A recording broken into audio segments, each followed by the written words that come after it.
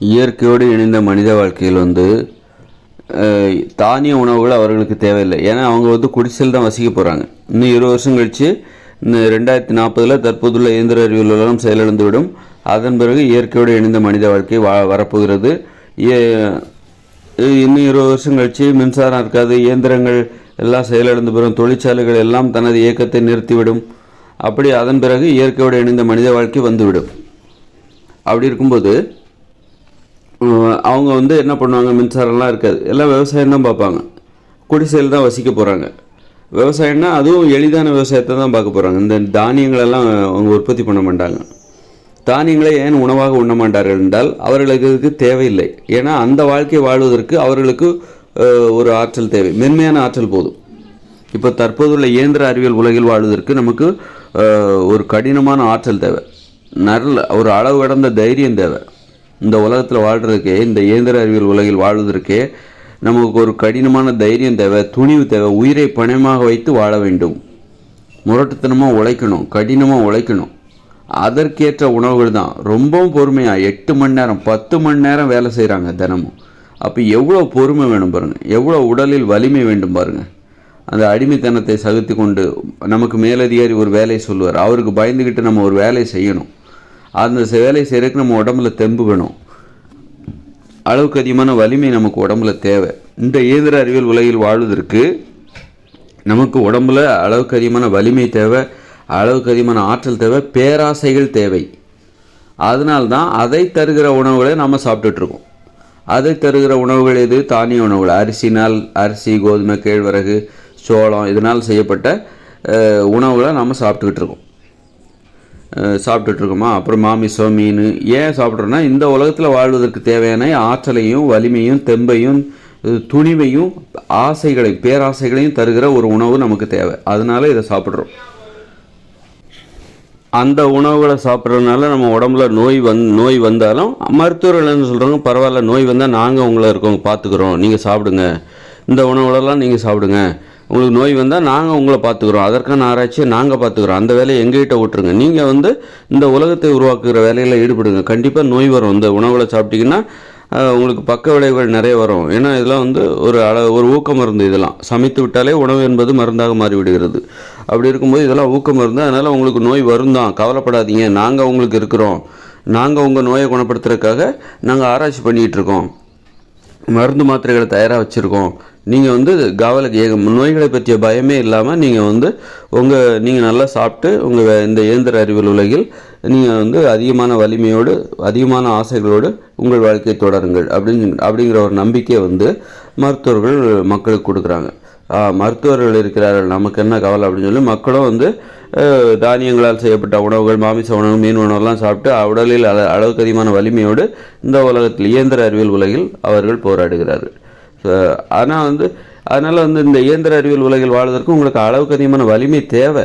அந்த தேவை தான் தானிய உணவுகளை சாப்பிட்றதுக்கு காரணம். நல்லா கவனிச்சுக்கோங்க, உங்களுடைய தேவை தான் அரிசி, கோதுமை, மாமிசம், மீன் உணவுகளை சாப்பிட்றதுக்கு காரணமாக இருக்கே தவிர தேவையில்லைன்னா நீங்கள் சாப்பிட போகிறதில்ல. அப்போது இன்னும் 20 வருஷம் கழித்து தற்போதுள்ள இயந்திர அறிவியல் உலகம் செயலிழந்து அழிவை நோக்கி போயிடும். அப்புறம் மின்சாரம் இருக்காது, தொழிற்சாலை இருக்காது, பள்ளிக்கூடங்கள் இருக்காது, கல்லூரிகள் இருக்காது, பெரிய காங்கிரீட் வீடெலாம் கட்ட முடியாது, எல்லோரும் குடிசை வீடு தான் கட்டுவாங்க. அப்படி இருக்கும்போது அந்த 20 வருஷத்துக்கு அப்புறம் 2040 பிறகு வரப்போகிற அந்த இயற்கையோடு இணைந்த மனித வாழ்க்கையில் நீங்கள் வாழ்வதற்கு உங்களுக்கு அதிக வலிமையே தேவையில்லை. ஏன்னா நீங்கள் குடிசையில் தான் வசிக்க போகிறீங்க. உங்களுக்கு அதிக வலிமையே தேவையில்லை, அதிக ஆற்றலே தேவையில்லை. அங்கே உங்களுக்கு பேராசைகள் இருக்காது, மிகப்பெரிய கனவுகளை நீங்கள் காண முடியாது, மிகப்பெரிய பேராசைகளே உங்களுக்கு இருக்காது. இன்றைக்கி நமக்கு இருக்குதுல்ல, நமக்கு என்ன கனவு இருக்குது அப்படின்னா, கப்பலில் போகணும், அப்புறம் அமெரிக்காவுக்கு போகணும், வெளிநாட்டுக்கு போகணும், விமானத்தில் பயணிக்கணும், விண்வெளிக்கு போகணும். பணக்காரங்களோட ஆசை, எந்த அளவுக்கு பணம் இருக்கோ அந்த அளவுக்கு ஆசை. சுற்றுலா போகணும், பெரிய வீடு கட்டணும். இந்த பேராசைகள்லாம் இங்கே இருக்குது, இங்கே அது சாத்தியம். அதனால் இந்த இயந்திர அறிவியல் உலகில் அது சாத்தியம். நீங்கள் ஆசைப்படுறது நடக்கும், நடத்தி காட்ட முடியும். ஆனால் இன்னும் 20 வருஷம் கழிச்சு 2040 பிறகு இந்த இயந்திர அறிவியல் உலகம் செயலிழந்த பிறகு வரப்போகிற அந்த இயற்கையோடு இணைந்த மனித வாழ்க்கையில் அங்கே மின்சாரம் கிடையாது, தொழிற்சாலை கிடையாது, உங்களுக்கு சிமெண்ட்டு கிடைக்காது, செங்கல் கூட கிடைக்காது. அப்போ நீங்கள் உங்கள் செங்கலை நம்மளே உருவாக்கிக்கலாம், களிமண்ணை வச்சு அச்சு வச்சு செங்கல் உருவாக்கிக்கலாம், அது பரவாயில்ல. அந்த மாதிரி. ஆனால் சிமெண்ட்டு கிடைக்காது, சிமெண்ட்டு தொழிற்சாலையெல்லாம் மூடிடுவாங்க. அப்படி இருக்கும்போது நீங்கள் எல்லோரும் குடிசையில் தான் வசிக்க போகிறீங்க, எல்லாருமே மக்கள் எல்லாம் குடிசையில் தான் வசிக்க போகிறாங்க. அங்கே வந்து நீ மிகப்பெரிய கனவுல காண முடியாது, விண்வெளிக்கு போகணுங்கிற கனவு காண முடியாது, ஒரு விமானத்தில் பயணிக்கணுங்கிற கனவு காண முடியாது, அதில் சுற்றுலா செல்லணும், அங்கே செல்லணும், கார் வாங்கணும், காங்கிரீட் கட்டடம் கட்டணும், வீடு கட்டணும் அப்படின்னு கனவு காண முடியாது. ஏன்னா அது அங்கே முடியாது. அப்போது அங்கே நீ மிகப்பெரிய ஆசைகளே உனக்கு இருக்காது, அதுக்கு சாத்தியம் இல்லை. மிகப்பெரிய கனவுகள் இருக்காது. கனவுகள் அந்த உங்கள் கனவுகளில் வந்து ஒரு பிரம்மாண்டம் இருக்காது, ஒரு எதிர்பார்ப்பு, ஆசைகள், ஆசைப்படுவதற்கு அங்கே நியாயம் இல்லை, அங்கே அது சாத்தியமில்லை. ஏனென்றால் தொழிற்சாலைகள் எல்லாமே நிறுத்தப்பட்டு விடும், அப்படியே நின்று கொண்டிருக்கும், அவ்வளோதான், தன்னுடைய இயக்கத்தை நிறுத்தி கொண்டிருக்கும். அப்படி இருக்கும்போது அப்போது நீங்கள் வந்து எளிமையாகத்தான் வாழ்வீர்கள், உங்கள் ஆசைகளும் எளிமையாகத்தான் இருக்கும், உங்கள் கனவுகள் எல்லாமே எளிமையாக தான் இருக்கும், உங்கள் வாழ்க்கையும் எளிமையாக தான் இருக்கும், குடிசையில் தான் வசிப்பீங்க. அப்படி இருக்கும்போது மக்களுக்கு அதற்கு தகுந்த உணவு போதுமானது.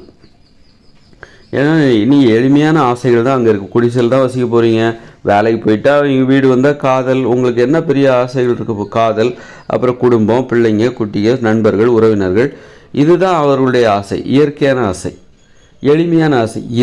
இந்த வாழ்க்கை வாழ்வதற்கு, இந்த ஆசைகளுக்கு நீ போயிட்டு மாமிசத்தை உணவாக உண்ணணுங்கிற அவசியம் இல்லை, பிற உயிரினங்களை அதை மாட்டை அறுத்து அதோட இறைச்சியை சாப்பிடணுங்கிற அவசியம் இல்லை, ஆடை வெட்டி அதோட இறைச்சியை சாப்பிடணுங்கிற அவசியம் இல்லை, தானியங்களை விளைவிச்சு கஷ்டப்பட்டு தானியங்களை உற்பத்தி பண்ணி அந்த தானியங்களை வந்து நீ சாப்பிடணுங்கிற அவசியம் இல்லை. அவ்வளோ ஆற்றல் தேவையில்லை, அவ்வளோ ஆற்றல் வந்து நீ செய்கிற வேலைக்கு அது தேவையில்லை.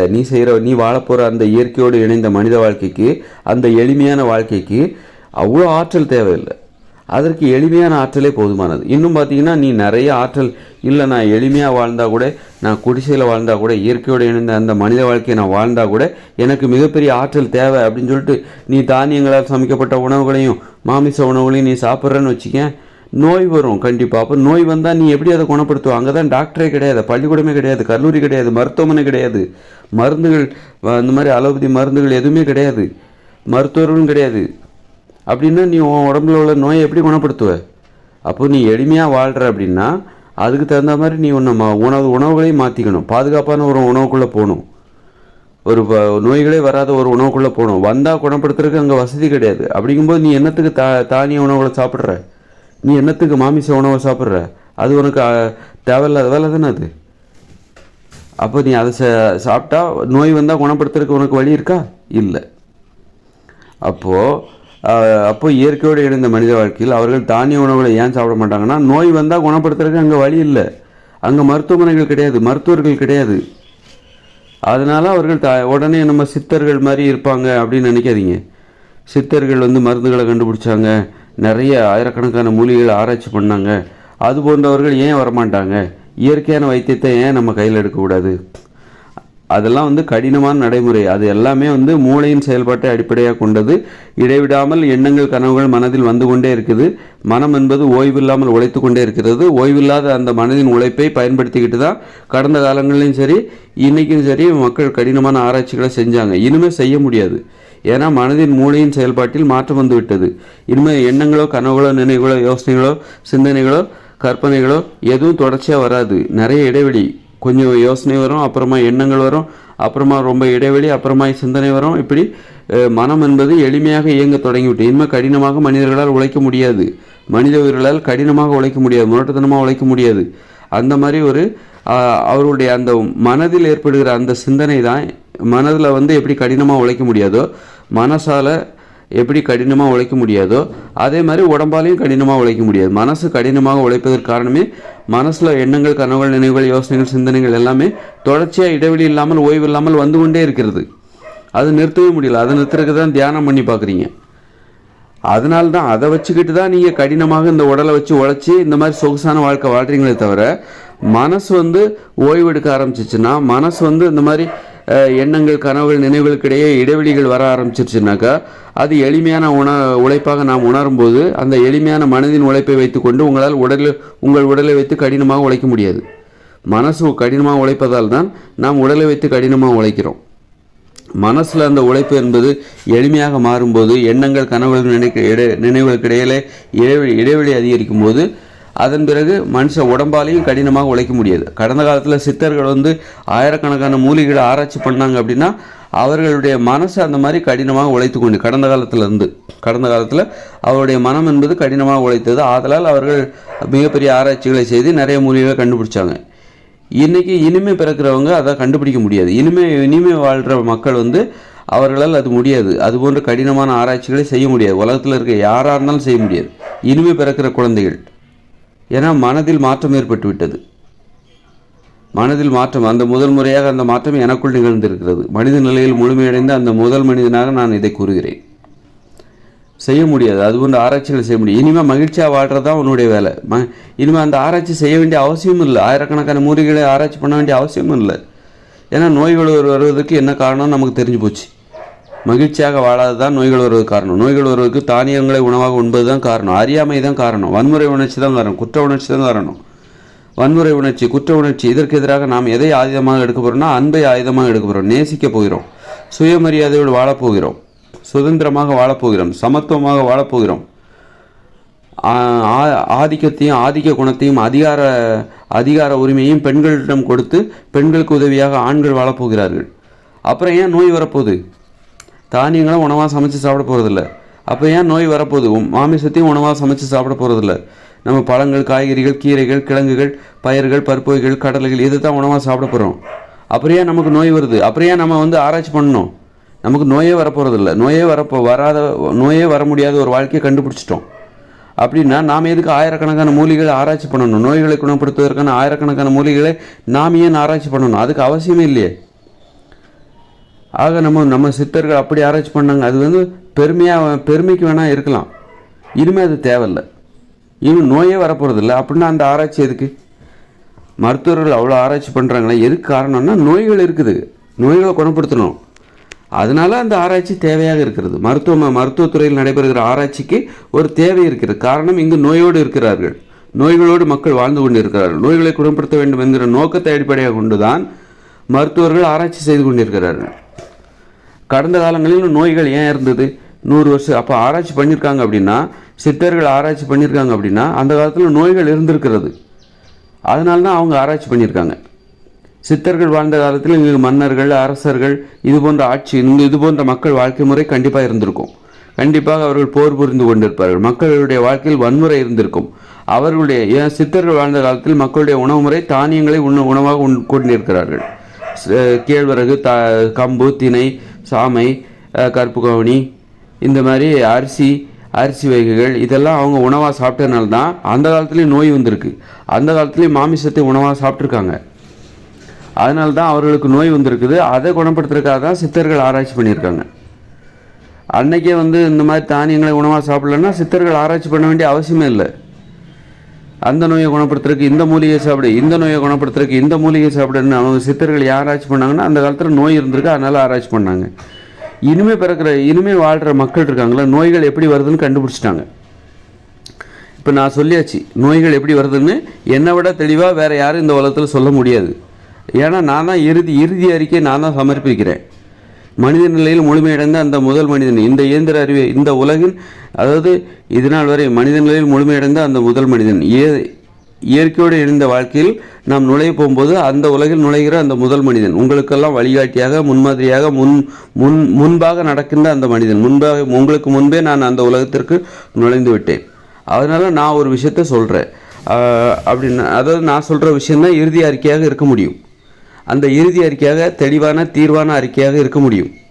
அப்படி இருந்தால் மட்டும்தான் நான் அந்த மனித நிலையில் முழுமையடைந்த அந்த முதல் மனிதனாகவும் நான் இருக்க முடியும்.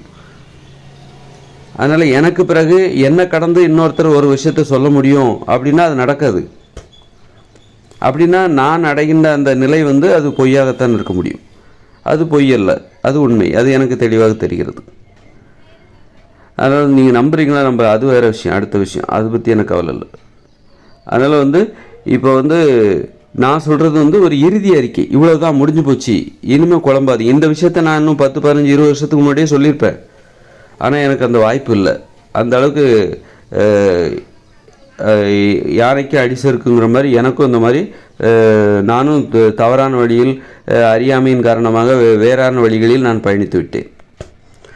என்னுடைய என்னுடைய உணர்வுகளையும் கருத்துக்களையும் எப்படி முன்வைப்பது, மக்கள் முன்வைப்பது என்பது எனக்கு தெரியாமல் போய்விட்டது.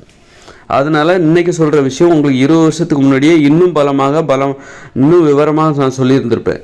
அந்த வாய்ப்பை நான் இழந்துட்டேன். எனக்கு கொடுத்து வச்சது அவ்வளோதான். என்னை போல் நிறைய பேர் ஏமாந்துட்டாங்க. நிறைய பேர் தங்களுடைய லட்சியத்தில் ஜெயிக்காமல் தோல்வி அடைந்தவர்கள். எனக்கு இது லட்சியம், அதனால் ஒவ்வொருத்தருக்கும் ஒவ்வொரு லட்சியம். எல்லாருமே லட்சிய வாழ்க்கையில் ஜெயிச்சாங்கன்னா தோற்றுருக்காங்க. நிறைய பேர் தோற்றுருக்காங்க. காரணம் இந்த அரசாங்க அமைப்பு மக்களை முட்டாளாகவே வைத்திருப்பதற்கான வேலைகளை செய்து கொண்டிருக்கிறது.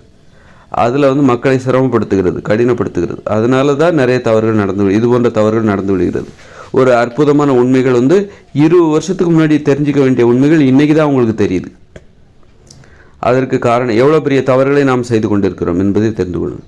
இப்போ 20 வருஷத்துக்கு முன்னாடியே நான் சொல்கிற விஷயம் உங்களுக்கு தெரிஞ்சதுன்னா இன்றைக்கி உலகத்தோட பயணம் என்னவாக இருந்திருக்கும்? இன்றைக்கி உலகம் ஒரு பயணத்தில் போய் எல்லாமே ஒரு தவறான பாதையில் போயிட்டுருக்கு. 20 வருஷத்துக்கு முன்னாடியே நான் இதன் பாதையை வேறு வழியில் பயணிக்க செய்திருப்பேன். அதனால் நான் கூறுவது என்பது ஒரு இறுதி அறிக்கை. நோய்களுக்கு இதுதான் காரணம், குற்றங்களுக்கு இதுதான் காரணம் அப்படின்னு சொல்லிட்டு நான் தெளிவாக உங்களுக்கு நான் சொல்கிறேன். அதனால் இதை சாப்பிட்டீங்கன்னா இப்படி வாழ்ந்தீர்கள் என்றால் உங்களுக்கு நோய்களே வராது, குற்றங்களே நடக்காது அப்படிங்கிற உத்தரவாதத்தையும் நான் கொடுக்குறேன். அப்படிங்கும்போது இதுக்கு மேலே ஆராய்ச்சி பண்ணுறதுக்கு இனிமேல் நான் சொல்கிற விஷயத்தை தான் விலைக்கு யாராவது சொல்லிக்கிட்டு இருக்கணும். அதனால் இனிமே பிறக்கிற குழந்தைகள் இனிமே இந்த 2040 பிறகு வரப்போகிற அந்த இயற்கையோடு இணைந்த மனித வாழ்க்கையில் மக்கள் வாழும்போது அவர்களுக்கு நோய்களே வராது. அதனால் மருத்துவ ஆராய்ச்சியில் ஈடுபட மாட்டாங்க. ஏன் நோய்கள் வராது? ஏன்னா அவர்கள் நோய்களை வருகிற ஒரு வாழ்க்கையை வாழ மாட்டாங்க. நோய்களை வரவழைக்கிற உணவுகளை உண்ண மாட்டார்கள்.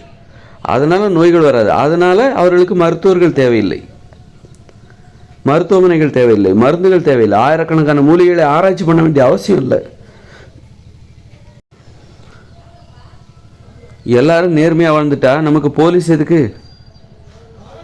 நமக்கு போலீஸே தேவையில்லை. எல்லாரும் நேர்மையாக வாழ்ந்து விட்டால் காவலர்கள் தேவையில்லை. அதுபோல் தான் எதிர்காலத்தில் இயற்கையோடு இணைந்த மனித வாழ்க்கையில் அவர்கள் நேர்மையாக வாழ்வார்கள். அவர்கள் நோய்களை தருகிற உணவுகளையும் சாப்பிட மாட்டாங்க. நோய்களை வரவழைக்கிற வாழ்க்கையை வாழ மாட்டாங்க. அதனால் அவர்களுக்கு மருத்துவர்கள் தேவையில்லை. அதே மாதிரி இயற்கையோடு இணைந்த மனித வாழ்க்கையில் அவர்கள் நேர்மையாக வாழ்வார்கள். அதனால் அவர்களுக்கு காவலர்கள் தேவையில்லை. மக்களே காவலர்கள். அனைத்து மக்களும் காவலர்களாக இருப்பார்கள். ஏன்னா குற்றங்கள் நடைபெறுவதற்கு என்ன காரணம் அப்படின்னா, நேர்மை இல்லாமல் போவதற்கு என்ன காரணம்? பணம் எனும் நடைமுறை, வியாபாரம், விற்பனை, இதெல்லாம் மக்கள் நேர்மை இல்லாமல் போவதற்கு காரணம். தனி உடைமை நடைமுறை, சமத்துவம் இல்லாமல் இருப்பது, வசிக்கின்ற வீடுகளில் எல்லாத்துலேயும் சமத்துவம் இல்லை. அதனால்தான் குற்றங்கள் நிகழ்கிறது. அந்த குற்றங்களில் மக்களே திருடர்களாக மாறிவிடுகிறார்கள். அதனால் மக்களை மக்களிடமிருந்து பாதுகாப்பதற்காக, திருடர்களாக மாறிவிட்ட மக்களிடமிருந்து மக்களை பாதுகாப்பதற்காக போலீஸுங்கிற ஒரு அமைப்பு தேவைப்படுது. அப்போ பணம் எதிர்காலத்தில் இன்னும் 20 வருஷம் கழிச்சு 2040 அப்புறம் பணம் என்கிற நடைமுறையே இருக்காது. அதனால் குற்றங்கள் நடைபெறாது. மக்கள் நேர்மை இல்லாமல் இருப்பதற்கு அவசியம் இல்லை. மக்கள் வாழ்க்கையில் சமத்துவம் வந்துவிடும். அனைவருக்கும் ஒரே அளவு நிலம், ஒரே அளவு விவசாய நிலம், ஒரே அளவு குடியிருப்பு நிலம், எல்லாமே சமத்துவம். இப்படியெல்லாம் வரும்போது அவர்கள் நேர்மையாக வாழ்வார்கள். ஆதலால் அவர்களுக்கு காவலர்கள், போலீஸ் தேவையில்லை. எப்படி பாருங்கள், இப்படித்தான் அவர்கள் ஒரு மிகப்பெரிய நடைமுறைகளே தவிர்க்கிறார்கள். இதெல்லாம் தேவையில்லாது. நம்ம நேர்மையாக வாழ்ந்துட்டால் நமக்கு போலீஸு அப்படிங்கிற அவசியமே தேவையில்லை. எல்லாரும் போலீஸாக இருந்துருவோம், எல்லாரும் மருத்துவர்களாக இருந்து விடுவோம். நோய்களை தருகிற உணவுகளை சாப்பிடலன்னா நம்ம எல்லாருமே நமது உடலை ஆரோக்கியமாக வச்சுக்கலாம். நமக்கு மருத்துவர்கள் என்று தனியாக தேவையில்லை. நாமளே நம்ம உடம்பை பாதுகாத்துக்கணும். அதுதான் இந்த எதிர்கால வாழ்க்கை. அதனால் எதிர்காலத்தில் ஏன் தானியங்கள்லாம் தேவையில்லை, தானிய உணவுகள் தேவையில்லைன்னா, தானிய உணவுகளை சாப்பிட்டாக்கா நோய் வரும். நோய் வந்தால் குணப்படுத்துறதுக்கு அங்கே மருத்துவர்கள் கிடையாது, மருத்துவமனைகள் கிடையாது, படிப்பு கிடையாது, கல்லூரி கிடையாது. படிப்பு கிடையாதுன்னா அவங்க முட்டாள் கிடையாது. அவர்கள் வாழ்க்கைக்கு தேவையான கல்வியை கற்றுக்கொள்வார்கள், எழுத படிக்க கற்றுக்கொள்வார்கள். மகிழ்ச்சியாக வாழ தெரிந்த அறிவாளிகள் தான் அவர்கள், நம்மை போல் அல்ல. அதனால் அவர்கள் அவர்களுக்கு மருத்துவர்கள் தேவையில்லை. ஏன்னா நோய்கள் வருவதற்கு காரணமாக இருக்கிற உணவுகளை அவங்க சாப்பிட மாட்டாங்க. நோய்கள் வரவழைக்கிற வாழ்க்கையை அவர்கள் வாழ மாட்டார்கள். அது மாதிரி குற்றங்கள் நிகழ்வதற்கு இது மாதிரி தேவையில்லாத விஷயத்தெல்லாம் நீக்கி அவங்க எளிமையாக பாதுகாப்பாக வாழ்வார்கள். அதுதான் இயற்கையோடு இணைந்த மனித வாழ்க்கை. அதனால் அவர்களுக்கு இன்னொன்று காரணம், அவர்கள் குடிசையில் தான் வசிக்க போகிறாங்க. அவங்க செய்கிற விவசாயம் 3 மணி நேரம் தான் விவசாய நிலத்தில் உழைக்க போகிறாங்க. டெய்லி அவங்களுக்கு விளையாடணும், ஆடணும், பாடணும், குடும்பத்தை கவனிச்சிக்கணும், அன்பு செலுத்தணும், காதலிக்கணும், நிறைய வேலை இருக்குது. விவசாய நிலத்திலே போய் 8 மணி நேரம் போய் உட்காந்து வேலை செய்கிறதுக்கு அவங்க தயாராக இல்லை. 3 மணி நேரம் அதற்கு தகுந்தாற்போல் வந்து விவசாயத்தை எளிமையாக மாற்றுகிறார்கள். தானியங்களை உற்பத்தி செய்கிற விவசாயம் கஷ்டமானது. அதை செய்தாக்கா நாள் முழுக்க வயல்வெளியில் தான் உட்காந்துருக்கணும். அதற்கு பதிலாக பழங்களையும் காய்கறிகளையும் கனிகளையும் உற்பத்தி செய்கிற கிழங்குகள், கீரைகள், கடலைகள், பயிர்கள், பருப்பு இதை உற்பத்தி செய்கிற ஒரு விவசாயத்தை செய்யும்போது விவசாய நிலத்தில் அதிகமான நேரம் உழைக்க வேண்டிய தேவையில்லை. அதிக தண்ணீர் தேவைப்படாத விவசாயம் தான் இந்த இயற்கை விவசாயம். பழங்கள், காய்கறிகளை உற்பத்தி பண்ணுறது, அதுக்கு அதிக தண்ணியும் தேவையில்லை, அதிக பராமரிப்பும் தேவையில்லை. அப்படி இருக்கும்போது அவர்கள் வந்து இப்போ விவசாயத்தை 3 மணி நேரம் செஞ்சுட்டு வீட்டுக்கு வந்துடுவாங்க. அப்போ அவங்களுக்கு நிறைய ஆற்றல் தேவையில்லை. விவசாயத்தில் 8 மணி நேரம் உழைக்கணும்னா ஆற்றல் தேவை. அப்போ வந்து தானிய உணவுகளை சமைச்சு சாப்பிட்டாங்க. விவசாயத்தை நம்ம 3 மணி நேரம் தான் செய்ய போகிறாங்க. அப்படின்னா அவங்க வாழ்க்கை முறை பாருங்கள், ரொம்ப எளிதாக இருக்குது. குடிசையில் தான் வசிக்க போகிறாங்க, கடினமாக வாழ போகிறதில்ல, விளையாட போகிறாங்க, ஆட போகிறாங்க. எளிமையான ஒரு உடல் உழைப்பு, எளிமையான ஒரு வாழ்க்கை, அதற்கு தேவையான ஒரு ஆற்றல். தானிய உணவுகள் அவர்களுக்கு தேவையில்லை. அந்த வாழ்க்கை வாழ்வதற்கு தேவையான ஆற்றலை பெறுவதற்கு தானிய உணவுகளை சாப்பிடணுங்கிற அவசியம் இல்லை. அந்த எளிமையான வாழ்க்கை வாழ்வதற்கு, எளிதாக உழைப்பதற்கு, மென்மையாக உழைப்பதற்கு, முரட்டுத்தனமாக உழைக்க மாட்டாங்க. அப்போ மென்மையாகத்தான் உழைப்பாங்க. அதற்கு தேவையான ஆற்றலை தருகிற உணவுலாம் அவங்க சாப்பிடுவாங்க. முரட்டுத்தனமாக அவங்க வாழ போகிறதில்ல, முரட்டுத்தனமாக உழைக்க போகிறதில்ல, கடினமாக உழைக்க போகிறதில்ல. ஆதலால் கடினமாக உழைப்பதற்கு தேவையான ஆற்றலை தருகிற தானிய உணவுகளை சாப்பிட வேண்டிய அவசியம் அவங்களுக்கு இல்லை. மாமிச உணவுகளை சாப்பிட வேண்டிய அவசியம் இல்லை. மீன் உணவுகளை சாப்பிட வேண்டிய அவசியம் அவர்களுக்கு இல்லை. இப்படித்தான் அவர்கள் ஏன் தானிய உணவுகளை சாப்பிட மாட்டாங்க எதிர்காலத்தில் அப்படி என்பதற்கு இதுதான் வலுவான ஆதாரம். ஒன்று, சாப்பிட்டா நோய் வரும். இன்னும் அந்த அளவுக்கு ஆற்றல் தேவையில்லை. நோய் வந்தால் குணப்படுத்துறதுக்கு இங்கே வசதி இல்லை. இன்னும் அந்த அளவுக்கு ஆற்றல் தேவையில்லை. அவர்கள் வாழ்கிற எளிமையான வாழ்க்கைக்கு அந்த அளவுக்கு ஆற்றல் தேவையில்லை. இன்னும் பார்த்தீங்கன்னா, நீங்கள் தானிய உணவுகளை சாப்பிட்டீங்கன்னா சண்டை போடுவீங்க, யார்ட்டையா வம்பெடுக்கணும்னு தோணும், உங்கள் உடம்புல அதிக வலிமை வரும். மாமிச உணவு சாப்பிட்டீங்கன்னா, மீன் உணவு சாப்பிட்டீங்கன்னா உங்கள் உடம்புல அதிக வலிமை வரும். யார்ட்டையா வம்பெடுக்கணும், சண்டை போடணும், உடலில் வலிமை உடையவர்கள் தான் பெரியவர்கள் அப்படிங்கிற உணர்வு வரும். மரியாதை இழந்ததாக அந்த வாழ்க்கை மாறிவிடும். பெண்களுக்கு மரியாதை இருக்காது. ஏன்னா ஆண்கள் தான் உடல் வலிமையில் அதிகமானவர்கள் பெண்களை விட. அதனால் ஆண்கள் தான் பெரியவர்கள். பெண்களுக்கு ஆண்கள் அடங்க மாட்டார்கள். ஆண்களுக்கு பெண்கள் அடங்கி தான் நடக்கணும் அப்படிங்கிற நடைமுறை வந்து பெண்கள் மீண்டும் அடிமைகளாக மாறிவிடுவார்கள். ஆனால் தானிய உணவுகள், மாமிச உணவுகள் என்பது பெண்கள் அடிமையாக இருப்பதற்குத்தான் உதவி செய்யுமே தவிர பெண் விடுதலைக்கு உதவி செய்யாது. அதனால தான் இன்றைக்கி இவ்வளோ முயன்றால் கூட, இவ்வளோ முன்னேறிட்டோன்னு நாம் நம்பினா கூட இன்றைக்கி ஏன் பெண்கள் அடிமையாக இருக்காங்க? இன்றைக்கி நம்ம எவ்வளோ முன்னேறினாலும் ஆண்களும் அதற்கு தகுந்தாற்போல் முன்னேறுகிறார்கள். பெண்களும் முன்னேறுறாங்கன்னா ஆண்களும் முன்னேறுறாங்க. எதில் முன்னேறுறாங்க? ஆண் சர்வாதிகாரத்தில் ஆண்கள் முன்னேறுகிறார்கள். பெண் அடிமைத்தனத்தில் பெண்கள் முன்னேறுகிறார்கள்.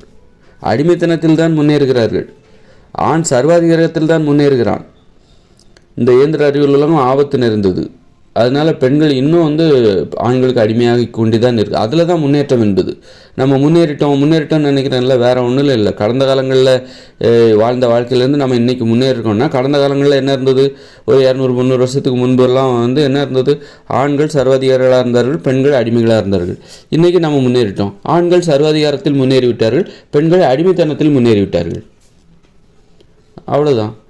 விடுதலை என்பது சாத்தியம். ஏன்னா நம்ம உணவு அப்படி தானிய உணவுகளே சாப்பிட்றோம். அரிசி, கோதுமை, இட்லி, பூரி, பொங்கல், தோசை, பரோட்டா இதை சாப்பிட்டுட்ருக்கோம். பிரியாணி, பழைய சாதம் இதை சாப்பிட்டுட்டு மாமிசத்தை சாப்பிட்றோம், மீனை சாப்பிட்றோம். நமது உணவு முறை தான் நமது சிந்தனையும் வாழ்க்கை முறையும் தீர்மானிக்கிறது என்பதை மீண்டும் கூறிக்கொண்டு விடைபெறுகிறேன். இத்துடன் அடுத்த வீடியோவில் சந்திப்போம்.